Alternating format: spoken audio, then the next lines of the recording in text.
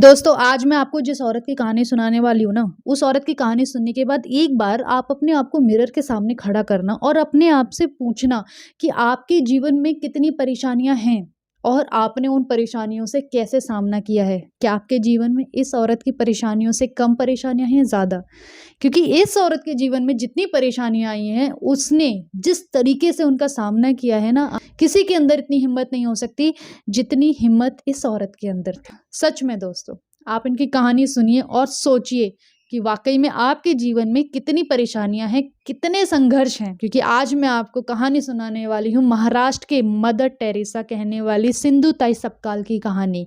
शायद ही आपने सुना हो इनके नाम के बारे में, लेकिन आज सुन लेना और समझ लेना कि एक औरत अगर चाहे तो अपने दृढ़ निश्चय से, अपने वजूद से क्या कर सकती है। चाहे भला पूरा समाज उसके सामने खड़ा हो जाए, लेकिन अगर उसके अंदर हिम्मत है ना, तो कोई कुछ नहीं कर सकता, कोई कुछ भी नहीं कर सकता, उसको आगे बढ़ने से कोई नहीं रोक सकता। तो चलिए शुरू करते हैं यार, बिना कोई टाइम गवाए ना कहानी सुनिए आज आप सिंधुताई सपकाल की। सिंधुताई जी का जन्म 14 नवंबर 1948 को महाराष्ट्र के वर्धा जिले के एक मवेशी चराने वाले परिवार में हुआ था।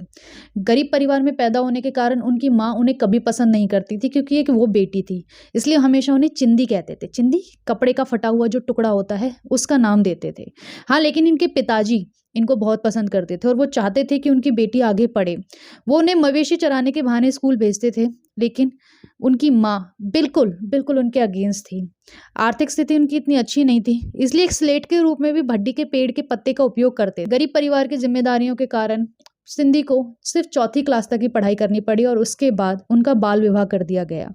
सिर्फ वो 10 साल की थी, लेकिन उनकी शादी अपने से काफी बड़े उम्र के 30 साल के श्री हरि सपकाल से कर दी। एक 10 साल की लड़की और एक 30 साल का आदमी, आप सोच सकते हो कि वो आदमी जो कि उसके संग मारपीट करता था एक छोटी बच्ची के साथ, 20 साल की उम्र में वो 3 बच्चों की माँ बन चुकी थी, लेकिन वो हमेशा जिसके खिलाफ भी शोषण होता था, जो भी कोई दुर्व्यवहार करता था, उसके खिलाफ हमेशा आवाज उठाती थी।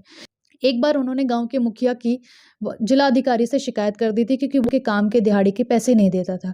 उस गांव के मुखिया ने उनसे बदला लेने के लिए उनके पति के कान में यह अफवाह फैला दी कि ये बच्चा तेरा नहीं है, किसी और का है। उनके पति ने उनके साथ मारपीट की और मात्र 20 साल की लड़की को, जो कि 9वें महीने की गर्भवती थी, उसे घर से बाहर निकाल दिया। वो उस हालत में घर से बाहर रही और उन्होंने अपनी बेटी को एक गौशाला में जन्म दिया। लेकिन जन्म देने के साथ साथ उन्होंने अपने और अपने बेटी के बीच में जो नाल थी, उसे भी खुद पत्थर से खुद काटा।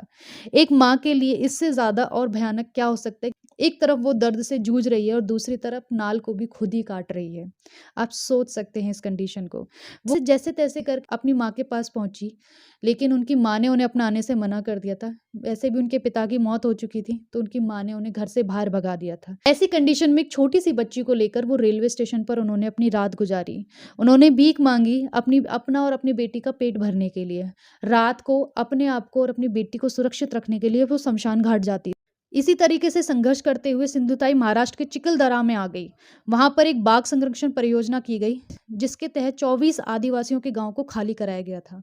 उन्होंने असहाय आदिवासी लोगों की इस गंभीर स्थिति में उनके साथ आवाज उठाई सरकार के खिलाफ, और उनकी आवाज इतनी बुलंद थी कि सीधे प्रधानमंत्री इंदिरा गांधी तक आवाज पहुंची, और उसके बाद उन आदिवासियों को उनका घर वापस दिया गया। इसी के बाद से सिंधुताई जी उन आदिवासियों के साथ वहीं पर रहने लगी, लेकिन वो बहुत ज्यादा अनाथ बच्चों और असहाय महिलाओं के संख्याओं से घिर गई थी। उन्होंने निश्चय कर लिया था कि जीवन में कोई भी मेरे पास अनाथ बच्चा आएगा, मैं उसको अपनाऊंगी, मैं उसकी माँ बनूंगी। एक रेलवे स्टेशन पर उन्हें एक बच्चा मिला था जो अनाथ था, उसे गोद लिया। उन्होंने अपनी बच्ची को एक पुणे के एक ट्रस्ट में भेज दिया, जिससे कि वो अनाथ बच्चों को एक्सेप्ट कर सके और उन्हें अनाथ बच्चों को ना लगे कि वे उनकी और अपनी बेटी के बीच में भेदभाव करती है। कई सालों तक की कड़ी मेहनत के बाद उन्होंने चिखलधारा में अपना पहला आश्रम बनाया। उन्होंने अपने उन बच्चों के पेट भरने के लिए अगर दूसरों के सामने हाथ फैलाने पड़ते थे, तो उन्होंने इस चीज़ से परहेज नहीं किया, क्योंकि वो ये समझती थी कि अगर मेरे हाथ फैलाने से बच्चों का पेट भर जाएगा, तो इसमें कोई कोई बुराई नहीं है। सिंधुताई जी ने महाराष्ट्र में अनाथ बच्चों के लिए 6 अनाथालय बनाए, उन्हें भोजन, शिक्षा, आश्रय प्रदान किया। आज उनके परिवार में 207 दामाद, 36 बहुएं और 1000 से अधिक पोते पोतियां हैं। उनकी बेटी भी एक वकील है और उनके गोद लिए हुए बच्चे कोई डॉक्टर है, कोई इंजीनियर, वकील है, और उनमें से कई अपना अनाथालय भी चलाते हैं। सिंधुताई को महिलाओं और बच्चों के समाज में काम करने के लिए महाराष्ट्र ने अहिल्याबाई होकर पुरस्कार दिए।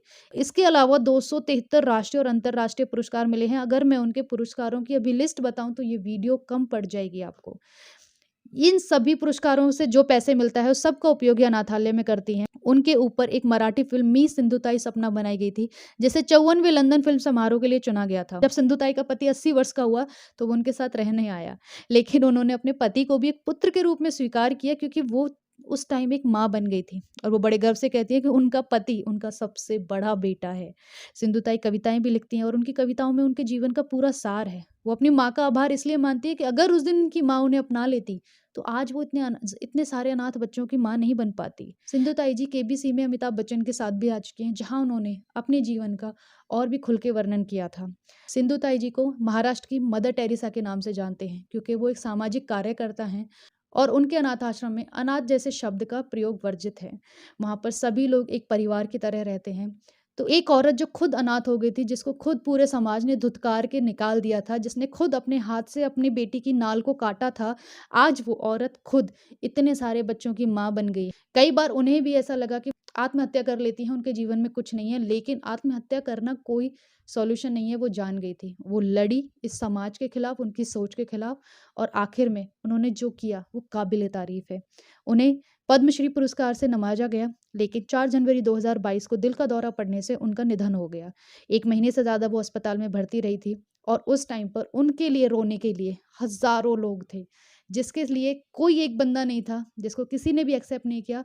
उनके मरने के समय उनको कंधा देने के लिए हज़ारों बच्चे थे। तो ऐसी थी सिंधुताई सपकाल की कहानी दोस्तों। कैसी लगी दोस्तों आपको ये कहानी?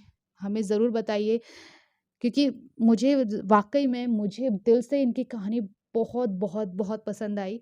अगर आपको भी अच्छी लगी हो तो प्लीज़ एक लाइक ज़रूर दे देना, एंड चैनल को सब्सक्राइब करना ना भूलें दोस्तों। Thank you so much.